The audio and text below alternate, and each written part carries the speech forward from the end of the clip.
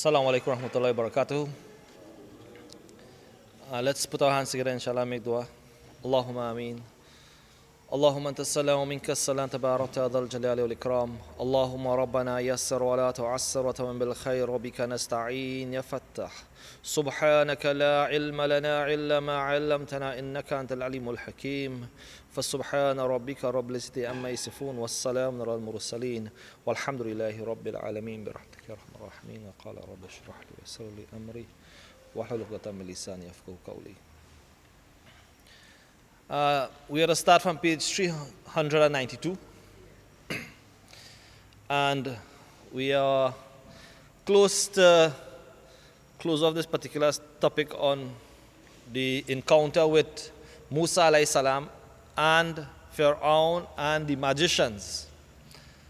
And from last class we were talking about how they came on the particular well-known day of festivity. And the purpose behind that was that everyone will be able to see that Moosa was nothing more than a magician. But Allah subhanahu wa ta'ala and Moosa alayhi salam had a different intention for his da'wat and purpose. And so in that da'wat and purpose, we saw that Allah subhanahu wa ta'ala, through his wisdom and his power, had given to Moosa alayhi salam such a miracle and gift that the serpent, that when the staff came and turned into that serpent, it consumed all of the magicians' so-called snakes or serpents. And the people themselves became scared. And they ran back away, a distant away from this particular serpent of Moosa. After this, in defense of the particular action, the magicians themselves accepted that this is no magic. This is really the power of Allah, and they themselves prostrate before Allah subhanahu wa ta'ala in front of Pharaoh. And now it is okay to just accept the deen of Islam, concede it in front of the king. But they didn't do that. They did it openly in front of this unjust ruler, the Pharaoh, in such a manner that it could bring to them destruction. And so we read on page 392, Abdullah ibn Abbas said, they were in the first part of the day, magicians, and the last part of the day, they became martyred and innocent. So, at the end of that day, they were all finished. Pharaoh finished them off because he said to them, you, Moosa alayhi salam, you Moosa, you brought these fellas here and you make them part of your bargain before you came here. But this was not the case, we know that. But to prove to him and to prove to the people that the Pharaoh, he wants to be right, he chose the path of destroying the magicians. But the magicians didn't have no fear in their hearts, because they have found solace with Allah. They have found the truth and they have seen success in their prostration to Allah. Allah showed them their place in Jannah, in paradise. So it was enough for them to be prepared to face whatever was to come their way. So the chief incites Pharaoh to kill Moosa alayhi salam. This is the next step now. The chiefs of Pharaoh found themselves outmaneuvered by Moosa alayhi salam, and that the Coptic magicians converted themselves to the religion of Moosa alayhi salam in public. This action of magicians caused the attitude of the chiefs to harden, and they started to incite Pharaoh to harm Moosa alayhi salam. The Holy Quran states, and Pharaoh said, let me kill Moosa and let him call on his Lord. I fear he will change your religion or spread mischief in the land. Surah Ghafir, Surah 40, verse 26. A believer from amongst the Pharaoh's people, knowing Pharaoh's intention to kill Moosa alayhi salam, tried consulting with him to change his mind, speaking to him gently, reasoning on his argument of both aspects of Moosa being a liar or a truthful messenger in his message.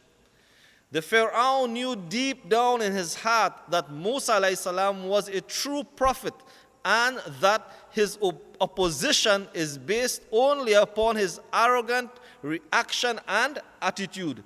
He himself first, the idols had what? The idols and images. Then he called his people out of false pride and deceptive power to worship him, obey him in what he commanded them with. So the Pharaoh himself used to worship what? Idols. And now he is telling what? His people, worship me. Which is beyond what? Acknowledging that even if he worshiped idols, he acknowledged something else that is deserving of worship. But he now saying, don't worship just the idols, worship me. I am what? Supreme. And anyone who makes themselves to be like Allah or to claim to be Allah, Allah subhanahu wa ta'ala degrades them to the lowest, as you would see as we read along.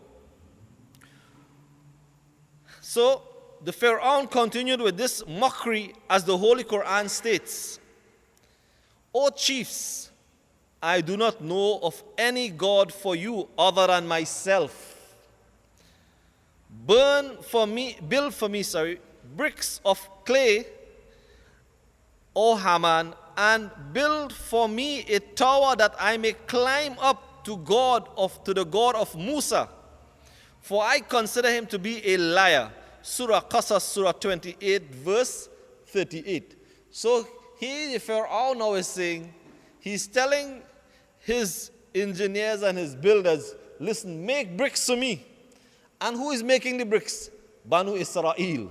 He's using the labor of these people who he's punishing and torturing, and he's telling them now, build bricks. I want to build a very tall tower and climb up this tower to find the God of Moosa. But Allah subhanahu wa ta'ala's kingdom and Allah subhanahu wa ta'ala's dominion over his creation is way beyond what? The tower that they could even try to build. And so he himself, after claiming this, utilized and squandered the wealth in building what? Buildings. And not taking care of the needs of people. And sometimes even in our own world today, people spend so much time in pride and personal fashion and design and personal necessities of themselves in such a way, of their own way, that they build things and they utilize from the creation of Allah subhanahu wa ta'ala his wealth that they are blessed with to build things that is beyond their needs. That is beyond their needs. That is beyond what they really need in life. And consuming all of this at the expense of others, without sharing wealth, without caring for others, but utilize millions and millions of dollars that they may have earned righteously or through some good means, but utilize it in a manner that is not in accordance with humane and moral guidance for all of mankind. And that itself it lends to the destruction of the humankind in general, all of man. Because it is not possible for any human to reach the nearest heaven by any means, let alone the Lord of the worlds and the God of Moosa. And so he, by this mockery, ruined his life and wasted the resources in building that tower. So he wasted all of that wealth in building something that has no outcome of benefit for himself and for all of the people to come. And he continues, Moosa alayhi salam told his people to be patient and seek help against Pharaoh from Allah. The Holy Quran states, and Moosa said, O my people, if you believe in Allah, then put your trust in him. if you are Muslims. Surah Yunus, Surah 10, verse 84 to 86. What is important here is that Musa alayhi salam told them to be patient. Endure what comes your way for the sake of Allah subhanahu wa ta'ala. Endure it, for there is going to be what? The promise of Allah which is going to come your way.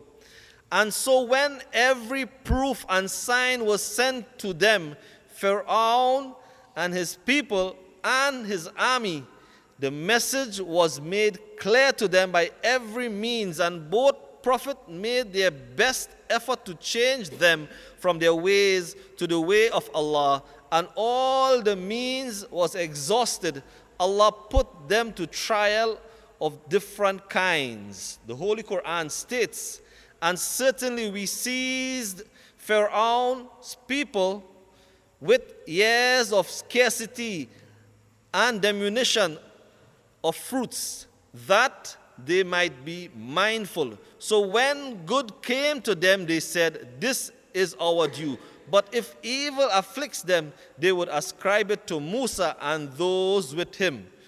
So we sent on them the flood, and the locust, the lice, and the frogs, and the blood, self-explained signs, but they were arrogant and were sinful people. Surah A'raf, Surah 7, verse 130 to 133. This is what the ayat mentions there in Surah Al-A'raf. What are the signs to show to Pharaoh and his people and his chiefs? Listen, come to obedience. Come towards the path of Allah subhanahu wa ta'ala. Give up your wicked ways. Give up your tyranny. Give up what you are doing to these people. Oppression. And come to the path of righteousness. And recognize Allah. Recognize Allah. And serve Him. But a man who wants to be God cannot recognize God. He cannot recognize Allah. And there are many people in the world today who feel that their knowledge, and they criticize even the Quran and makes the Quran and say that word, that is not what? God's word. It is man's word. And they decide to what? Look at it in a manner that is demeaning and low in the eyes of Allah, when His words are above everything. And inshallah, in tafsir tonight, we would look into that particular area. But in reference to him, and what his position was, is that despite all these signs this Surah A'raf is mentioning, he remained arrogant. What he used to say, Abdullah ibn Abbas radiallahu ta'ala anhu, he said, when Pharaoh's rebellion persisted and his enmity increased towards Musa alayhi salam and his brother, all proofs and evidence about the oneness of Allah and that He is the only one who deserves all forms of worship and devotion without any partners were established to Him and to His chiefs and people, it was now time for their punishment. What was the condition? Whenever something used to take place, whenever, for example, the case when the flood came, when the locusts were amongst them, everything had locusts. When their food was contaminated with frogs, everything that they go to eat, they would find frogs in it. And their own water turned into blood. What do you used to say?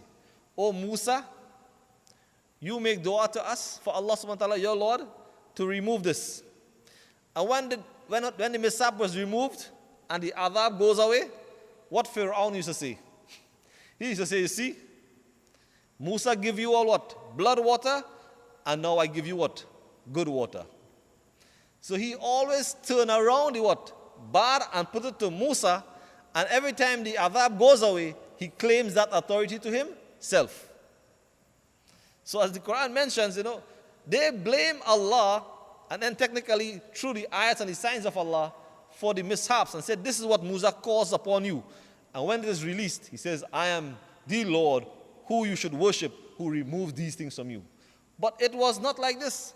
This was deception to show to the people that what? He wants praise. And such a praise for an action that he himself did not even what? Did not even have the power to do. He does not have any will in controlling that, except that the will of Allah subhanahu wa ta'ala caused this to happen. And every time it happened, he made his own self-proclamation about being supreme and bringing ease to the people. And so Allah subhanahu wa ta'ala, the Prophet Moosa alayhi salam and his brother Harun, also a prophet, after all of these signs, Allah says, you know what? Tell them, Moosa, this is what? The end. This is the end of all of this, as the Holy Quran tells us. But none believed in Moosa alayhi salam except some children of Pharaoh's people, for fear of Pharaoh and his chief, lest they should be persecuted by them. And certainly Pharaoh had authority in the land, and surely he was insolent transgressor. An insolent transgressor. Surah Yunus, Surah 10, verse 82. So, yes, amongst Banu Israel, there were people who believed in him, in Moosa alayhi salam's message. But they couldn't what? Make their what? Proclamation of submitting to the way of Allah subhanahu wa ta'ala openly, because immediately they do that, they might find the same fate as the magicians. They would find the same fate as the magicians, so to keep their lives, they also remain silent. Then Allah subhanahu wa ta'ala told Moosa alayhi salam, O my people, if you are really believers in Allah, then put your trust in Him. If you are Muslims, submit your will to the will of Allah. So they said, in Allah we trust, our Lord. Do not make us a target for those who practice oppression, and rescue us from your mercy from those disbelievers. And we inspired Moosa alayhi salam and his brother, make separate dwellings for your people in Egypt, and make your dwelling Qibla places of worship, and establish prayer, and give glad tidings to the believers. Surah Yunus, Surah 10, verse 84 to 87. So he was told by Allah subhanahu wa ta'ala, now is time to prepare, accept the will of Allah. Tell your people. Now the message is to whom? The people, the believers, Banu Israel. He's telling Banu Israel here through Moosa alayhi salam, now it's time to submit to Allah subhanahu wa ta'ala. Establish your homes with the Qibla and direction of establishing worship. Worship to Allah subhanahu wa ta'ala. This is now how help is going to come to you. The power of prayer and salah is above everything else. And as Muslims, we ought to know the power of our prayer. Our prayer is supreme above every type of thing that we would do. After Iman comes the command of salah. Prayer, because prayer is the next position that purifies, elevates, illuminates, and gives guidance to us. It is a distinction between us in the eyes of Allah subhanahu wa ta'ala as those who praise Him and worship Him, as opposed to those who do not. Our prayer is that distinction. So he was told, tell your people, start worshiping Allah, for guidance and the power of Allah subhanahu wa ta'ala will soon dawn upon your people. It will soon come to them in such a way that without prayer, without trust in Allah, what will be their position? And so Moosa alayhi salam and his brother make dua for the destruction of the people of Egypt, and so ask Allah, and they ask Allah, my Lord, leave not even the disbelievers upon the earth. Surely, if you leave them, they will lead astray your slaves, and will not beget any but wicked, ungrateful ones. So he said not to just destroy Pharaoh and his people, but destroy their children as well. This is the level of what? The dua. Such a strong dua and supplication for the entire destruction of all of them. Moosa and the Pharaoh and the entire what? Clan of the Egyptians, for the fact that they are such people. So Musa alayhi salam was commanded to leave with his people out of Egypt, but in doing so, Pharaoh knew that his workforce will be gone, and so he decided to go after Musa and the Israelites. So after the preparation was done during the period of time, it was now time for them to what? Leave Egypt.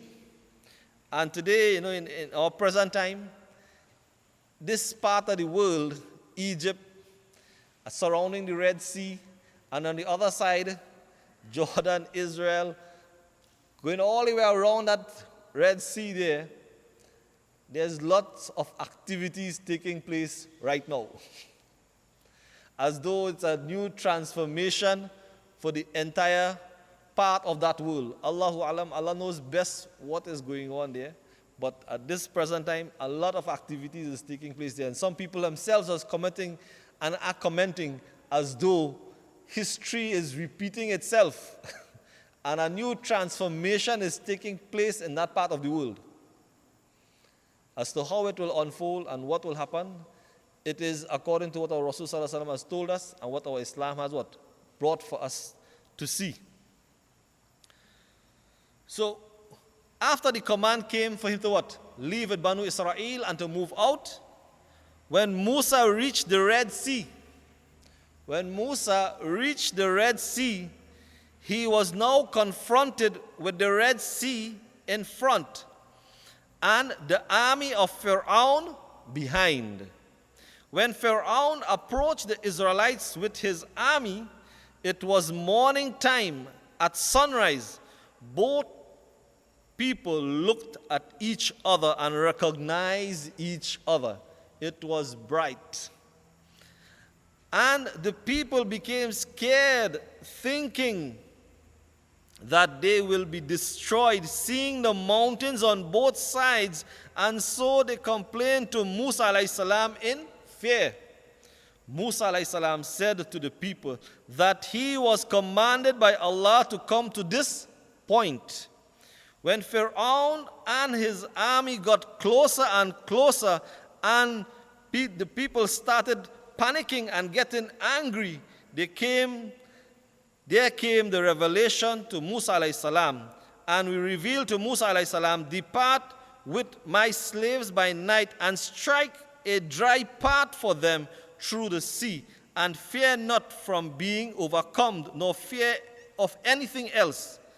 And Pharaoh pursued them with his soldiers, but the sea overwhelmed them, and Pharaoh led his people astray, and he was not guided for them. Surah Taha, Surah 20, verse 77 to 79. What really took place there? Musa alayhi salam was guided by Allah to go to this particular point in the Red Sea's direction. Reaching this point, this Red Sea has a long channel along the side of Egypt. It goes all the way along. Certain parts of the area are very broad, some places what? Narrow. So, because it's bordered by land on the other side. And reaching there, at that particular point, the people said, look, you brought us to a point where there is no other options except what? We can't see anything else more than that. Banu Israel, the people who have seen and witnessed the power of Allah subhanahu wa ta'ala, who witness that Allah subhanahu wa ta'ala is the one that has done so many things for them, taken them out of the hands and the clutches of Pharaoh from the kingdom, when they could have been destroyed right there in the kingdom without even what? Moving out of there.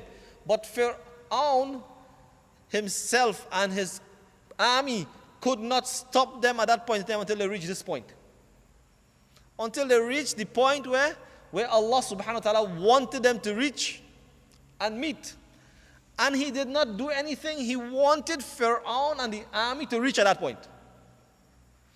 So Allah subhanahu wa ta'ala did not just to bring the destruction of an army and its people.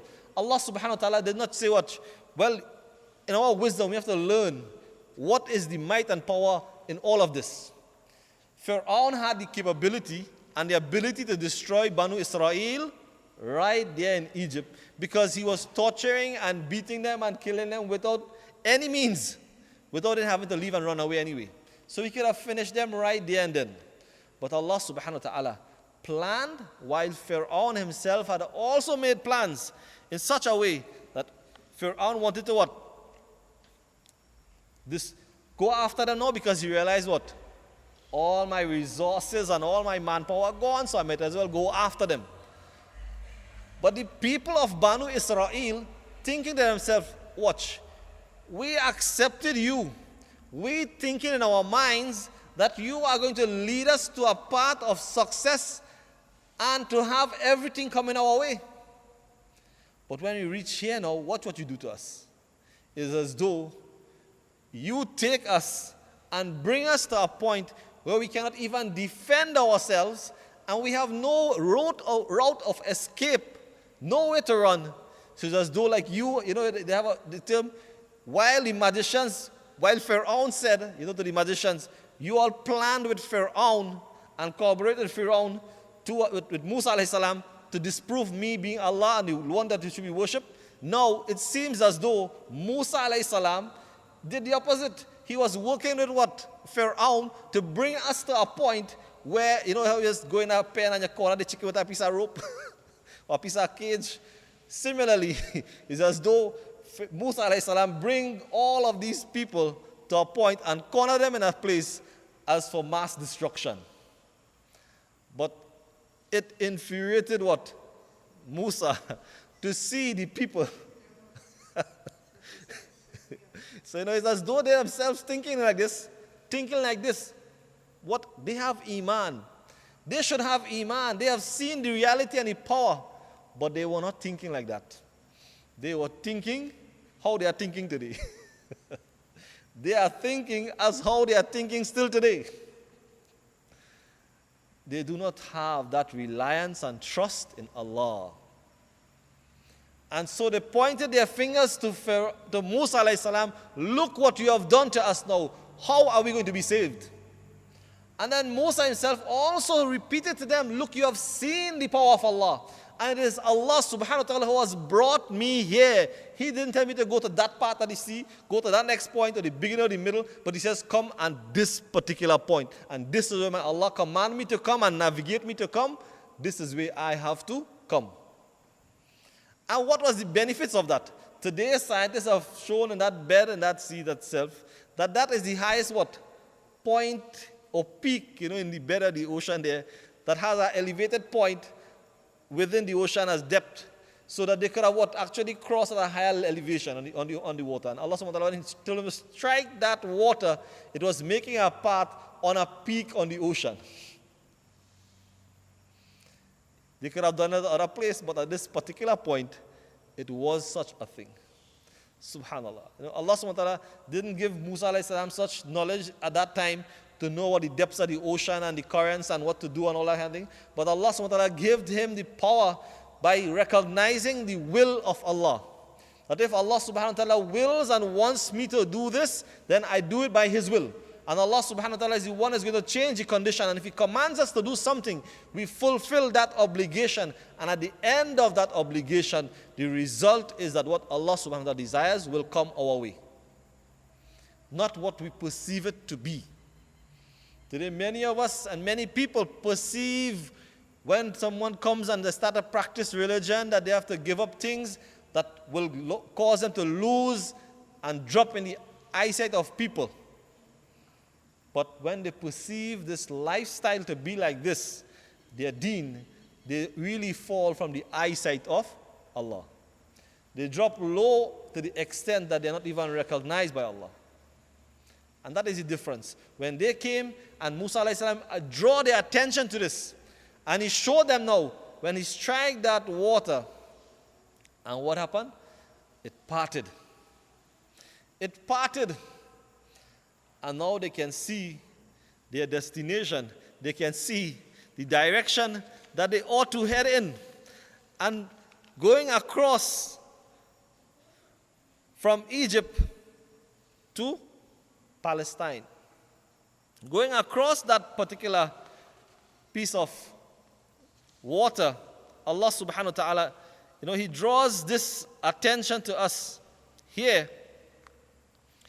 One, showing us the power of His plan. When He plans and everyone else planned, His plan is successful. And not just by bringing Pharaoh there, but look at the arrogance of Pharaoh. Look at what Pharaoh says here. And that when they reach at that particular point, what page you are? 395 now? 94.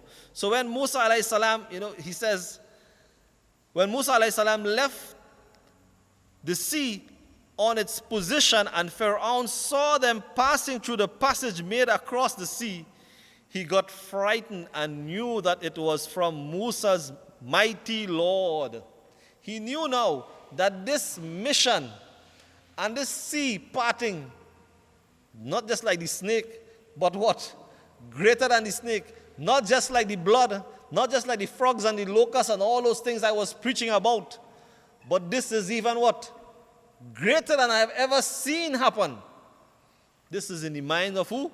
The arrogant Pharaoh. So he could not dare to go in and found himself what? Regretful. He is fearful of going in the water. However, he showed his self to his people. He showed his arrogant behavior to his people and his army against what he felt. So he talked against. In other words, he frightened, but he playing what? Brave. You know how those little, we used to call them dogs, they're Russian, but what? They are coming close. So what? He's playing what? Brave. And told them, look, how the sea has split apart for me so that I could catch these servants who are fleeing from me. He says what? Look. Just like he said what? You see how I give you all good clean water after all that blood?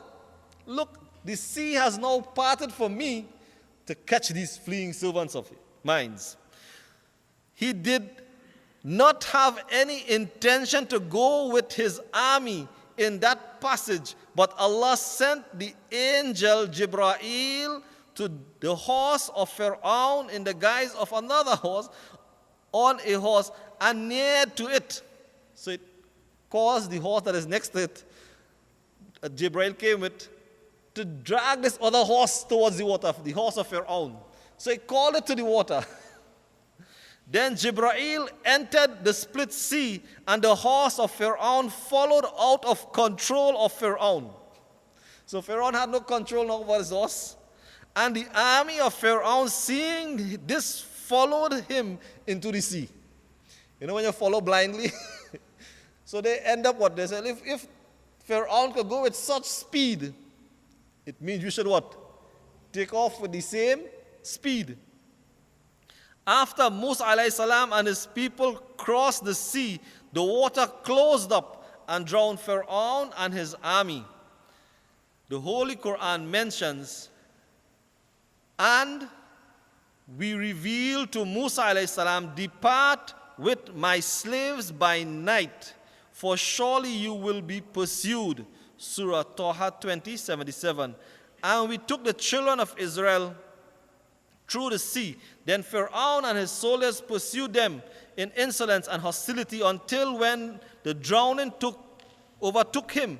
And he said, I believe that there is no God except Allah, in whom the children of Israel believe. Surah Yunus, Surah 10, verse 92. Abdullah ibn Abbas radiallahu ta'ala anhu, he says, and narrates that the Prophet ﷺ said, when Pharaoh said, I believe that there is no God except Allah, in whom the children of Israel believed, Jibreel said to me, if you could have seen me when I took mud from the sea and shoved it in his mouth, fearing that the mercy of Allah might save him. Subhanallah.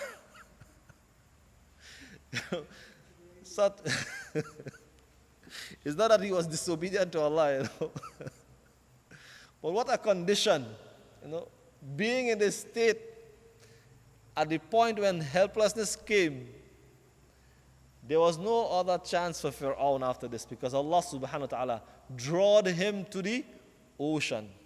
Allah subhanahu wa ta'ala used Jibreel to bring him to this point, to get him in the water.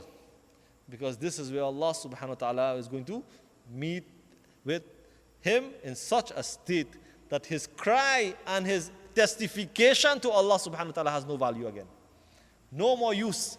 That's when it's mentioned to us, Iman comes to the point, ma'lam yughargir, until it reaches the throat. When the life reaches the throat, you see in the next life. But no time for Iman now. Time for Iman is what? Finish. No time to testify and raise finger and to do anything now. It is all over. So we stop there today, inshallah.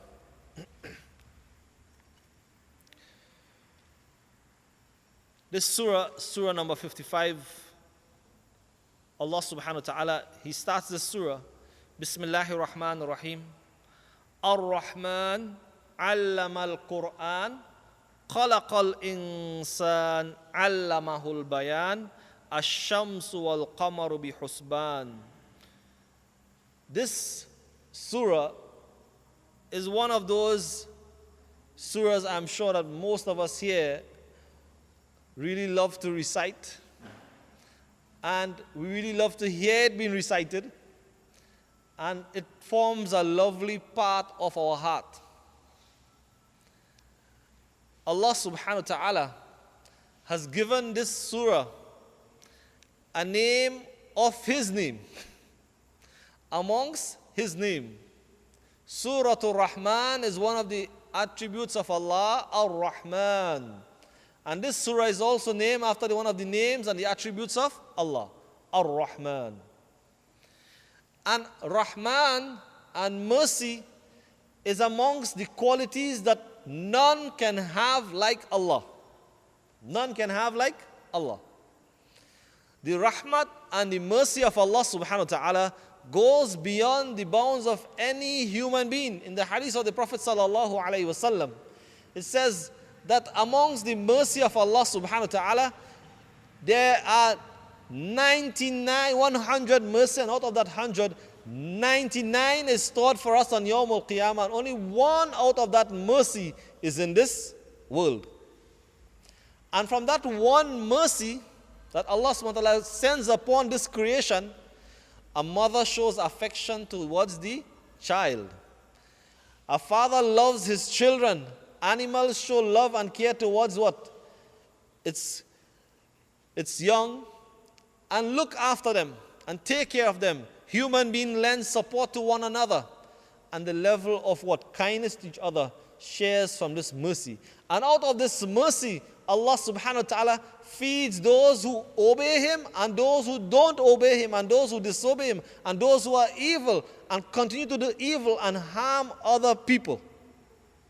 This one mercy extends to every creation. Nothing is left out. Ar-Rahman.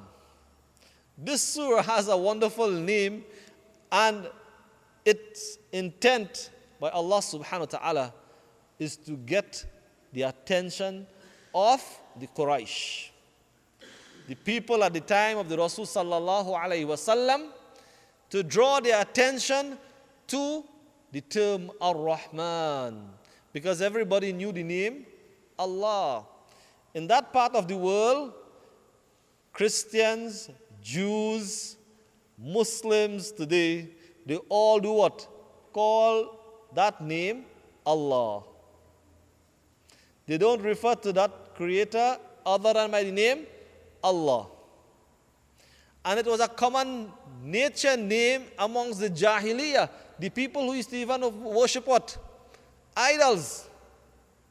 They still refer to what?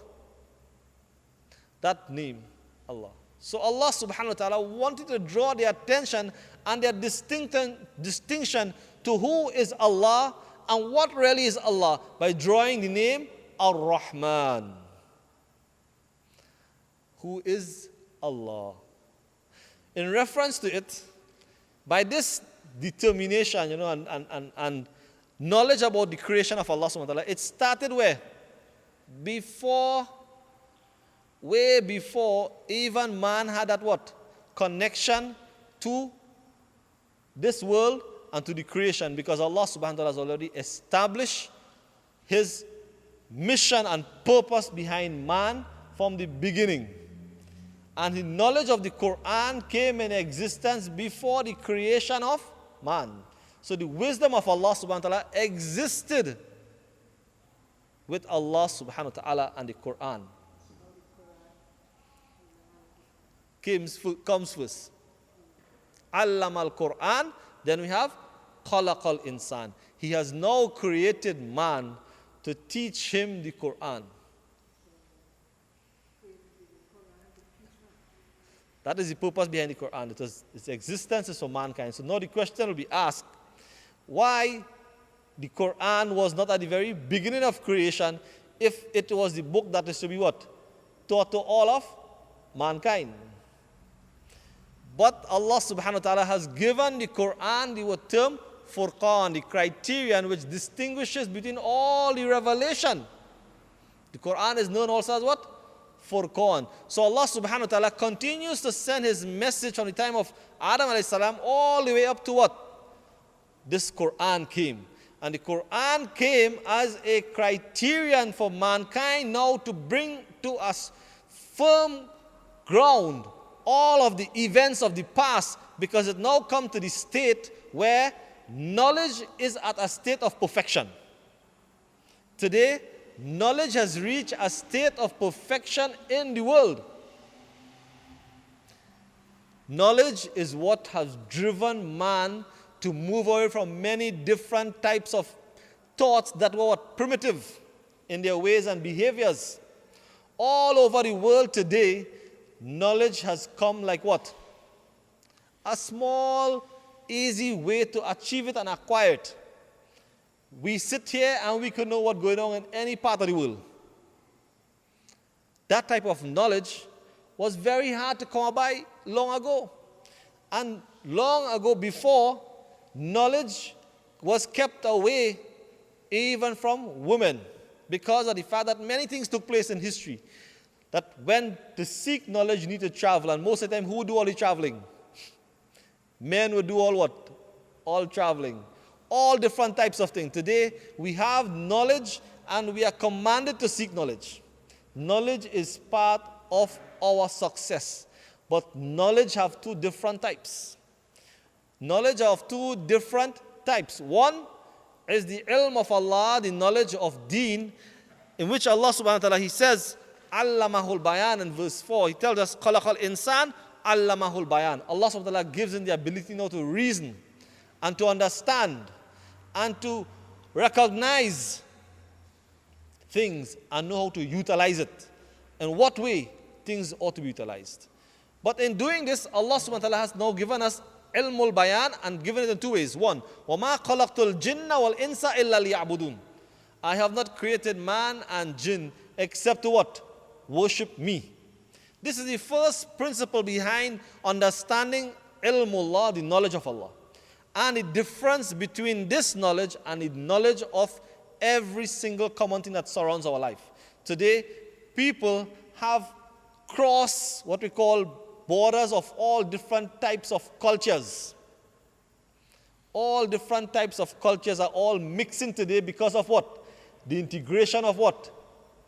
The common knowledge about life systems and habits and behaviors of people. So you find people even in different parts of the Middle Eastern world practicing Western types of culture and behavior. People from the Western type part of the world are practicing some behaviors of what? East in what? The West. People who are in the middle portion, they're doing the same thing, mixing cultures. But culture and behavior and the mixture of this type of knowledge and behavior has nothing to do with the knowledge of deen. Because today, people differentiate between Allah and the norms of way of life.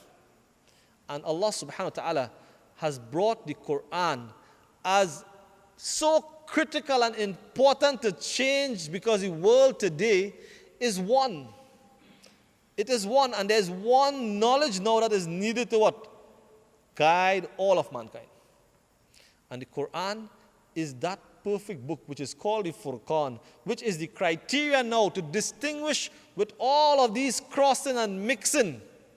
The Quran now stands in a position to change the way that people now are changing their lives and mixing their lives and their cultures, because some of the cultures were mixed with what? Religion, some were not. And today we are seeing all types of things and behaviors, immorality extending, that things you never see in certain parts of the world are taking place. Places where morality was mentioned and practiced by means of culture, not about by religion, but by mere culture, now that is also what? Eroded. And different types of systems is taking place. Now the Quran and Muslims have the opportunity to change this by learning the Quran and disseminating the knowledge of the Quran. Because this Quran, the ilm and knowledge of this Quran is not for what? One group of people. Not for Muslims, but this Quran came when he mentions here, Allama al-Quran, khalaqal insan. He says this knowledge for all of mankind. He didn't say all of those who believe in me, the Quran is for you alone. But this Quran has been in a state for the knowledge to be spread of all over mankind. But the reasoning behind Muslims and our weaknesses today is that we cannot recognize and differentiate for our own selves the power of Quran and the ability to what? Live by the Quran. And in so doing, the Quran itself mentions what? Ahlul Quran. The people of what? The Quran. Where are the people of the Quran? Hadith mentions the best of you in the eyes of Allah subhanahu wa ta'ala. The best of you is who? The one who learns the Quran and teaches it. That is the best. And Allah subhanahu wa ta'ala has raised the status of that individual who attaches himself to the Quran. Who attaches himself to the Quran. And in even mentioning about this surah and the position that it holds in reference to knowledge, the value of Quran and seeking the knowledge of deen, especially learning the Quran, Allah subhanahu wa ta'ala has placed that position as fard, compulsory on everyone, especially Muslims. It is our duty to learn the Quran. Knowledge, especially about our way of life, is important and critical at this point in our life. If not ever before, it is more important now for us to learn and live by this book. Because it is the only criterion that is going to change us and help us to differentiate in the world that we are living in today. And the Quran, people will say, those things are outdated things. Religion are what? Outdated, and people are proving and saying to themselves, well, that doesn't what? Fit into what? Our system. It does not fit into our way of life. It cannot work for us. This is why. This is reason of what? Reasoning without ilm of Quran. People are making accusations and making claims about Quran without even what? Knowing about the Quran. Without even understanding Quran. And who are doing it? Even amongst our own Muslims, we are seeing people who have knowledge about everything around them, but do not have knowledge about what? La ilaha illallah Muhammad Rasulullah. They cannot even what? Pronounce the kalima properly, but they could what? Have big degrees, but cannot even what? Read La ilaha illallah Muhammad Rasulullah, and they condemn in what? Quran. The way of life that is what going to give them success in this life as well as in the hereafter. They cannot what? Even read Quran in Arabic. They cannot even read the Quran and don't have time for the Quran. They don't have the light of the knowledge of Quran. And they're prepared to say that this Quran has no guidance for them. It cannot fit into their life. It cannot fit into their life because it cannot fit into the way that they want to live their life if they are devoid of the knowledge of the Quran. If we are devoid of this knowledge, we are devoid of light. We are devoid of guidance. And therefore, Allah subhanahu wa ta'ala is saying, this life that I have made for you now, O mankind, cannot be without the Quran. A life in this world without Quran is no what? No life of success. We'll have to continue this next week, inshallah. There's a lot more to be said, and inshallah, I'll answer that question next week too, inshallah. Right, Jazakallahu khair.